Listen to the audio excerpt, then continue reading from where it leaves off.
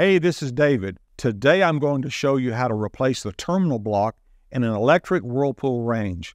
The terminal block connects the house voltage through a power cord to the range. You might need to change out this part if it failed testing or has been damaged.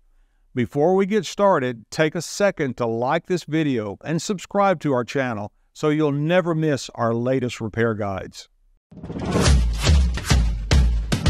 With over 2 million products in stock and the know-how to help you do it yourself, we are AppliancePartsPros.com.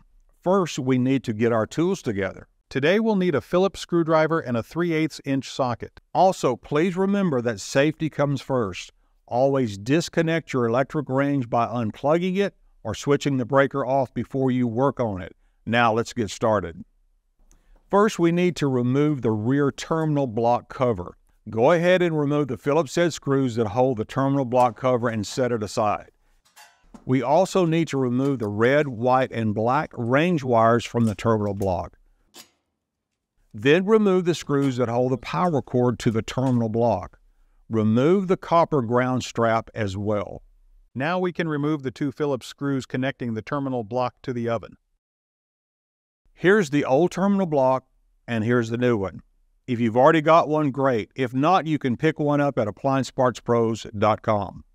Now we can install the new terminal block to the back of the range with the 2 screws. Next, we're going to install the power cord and make sure the connections are good and tight. Then install the red, white, and black range wires. When you're doing this, make sure the range wires' colors match with those on the power cord.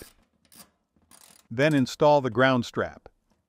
Once you replace the cover with the Phillips head screws, you're done. Don't forget to plug the range back in or switch that breaker back on.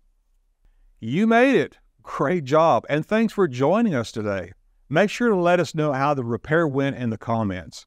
And if you haven't gotten a new terminal block yet, grab your model number and head over to AppliancePartsPros.com to order one. Orders usually arrive in just a few days. While you're here, why not like this video and subscribe to our channel? We've got lots more troubleshooting and repair videos, and of course, all the parts you need to do it yourself at AppliancePartsPros.com. Thanks for your support, and we'll see you next time.